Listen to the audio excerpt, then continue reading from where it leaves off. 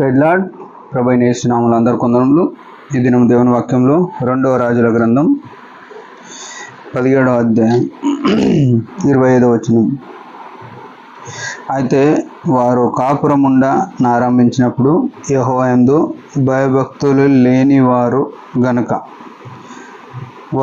యెహోవా వారి మధ్యకు సింహములను పంపెను, అవి వారిలో కొందరిని చంపెను. ప్రియమైన వాళ్ళారా,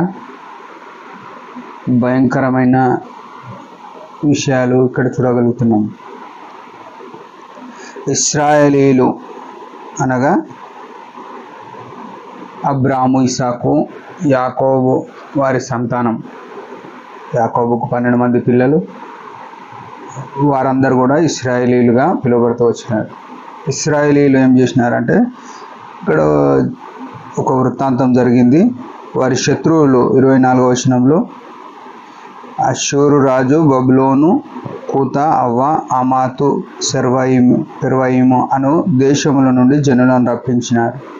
అంటే ఈ జనాలలో ఇశ్రాయేలీలు ఉండే వారిని వేరు చేసినాడు దేవుడు.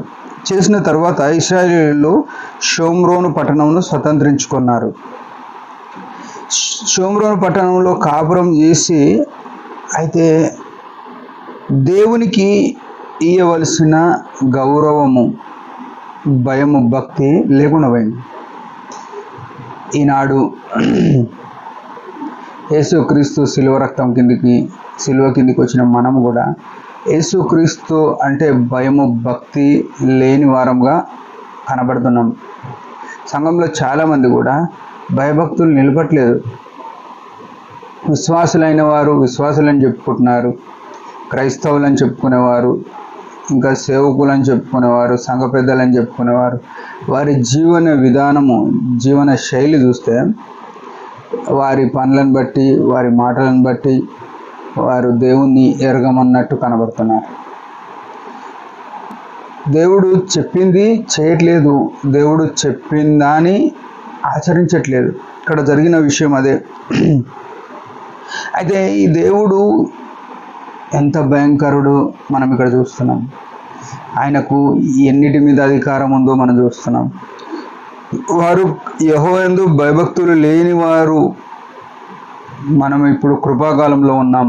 ఇంకా భయభక్తులు లేకున్నా దేవుడు మన మీద జాలి పడుతూనే ఉన్నాడు. ప్రేమైన వాళ్ళని మనం చాలా జాగ్రత్త పడాలి. మన దైనందిన జీవితంలో దేవునితో మనకున్న సంబంధం ఆషామాషగా పెట్టుకుంటాం. ప్రార్థన చేయొచ్చు, చేయకపోవచ్చు, ఆరాధన చేయొచ్చు, చేయకపోవచ్చు, బల్ల తీసుకోవచ్చు, తీసుకోకపోవచ్చు, ప్రార్థన చేయొచ్చు, చేయకపోవచ్చు. దేవునితో సంబంధం ఉందా లేదా అనేది ఎవరికి అర్థమవుతలేదు. లోకముతో జోడిగా వెళ్తున్నాం. ఇంకా చెప్పాలంటే సెల్ ఫోన్తో జోడిగా వెళ్తున్నాం. దేవుని ఎరగమన్నట్టుగా ఉన్నాం. అయితే ఈ దేవుడు మనల్ని రక్షించడానికి సిలువలో ప్రాణం పెట్టిన విషయం మనకు తెలుసు. అయినా ఆ సిలువను అనేక సార్లు వ్యర్థపరుస్తున్నాం. అయితే ఇక్కడ ఏమైంది? ఈయన యందు భయభక్తులు లేని వారికి ఏం చేసినట్ట, యెహోవా వారి మధ్యకు సింహములను పంపెను. ఈ మాట చూడండి. సింహములు అంటే, సింహం అనే పేరినగానే భయంకరమైన జీవి, క్రూర మృగం. అది ఆ సింహము అడవికి రాజు, దానికి భయం ఏం లేదు. ఈ అడవికి రాజు అంటే ఈ సింహములను ఎవరి ఆధీనంలో ఉన్నాయి? యెహోవా ఆధీనంలో, యేసుక్రీస్తు ప్రభు ఆధీనంలో ఉన్నాయి అనే విషయం మనం మర్చిపోతున్నాం. ఆయన మాట్లాడితే అవి మాట విన్నాయి. ఒకవేళ మనం మాట వింటలేం, కానీ ఆ క్రూర మృగాలు, ఒక్కొక్క మనిషి మాట వినంటే మృగంలా ప్రవర్తిస్తున్నాము అంటాం కదా. మృగాలు దేవుని మాట వింటున్నాయి. మనుష్యులు దేవుని పోలికలో ఉన్నవారు, రక్షింపబడిన వారు దేవుని స్వరం వినక మృగాల లాంటి ప్రవర్తన కలిగి ఉన్నారు.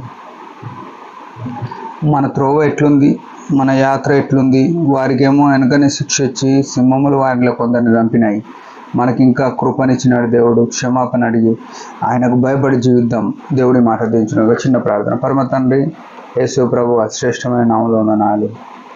నీ ఔన్నత్యానికి తగినట్టు మేము భయభక్తులు కలిగి జీవించడం కృప చేయండి. మీ చిత్తంలో నడవడానికి సహాయపడండి. యేసు ప్రభు నామములో ప్రార్థిస్తున్నాము తండ్రి. ఆమేన్. మీరందరి పరిచయం గురించి బాగా ప్రార్థన చేయండి. Praise the lord.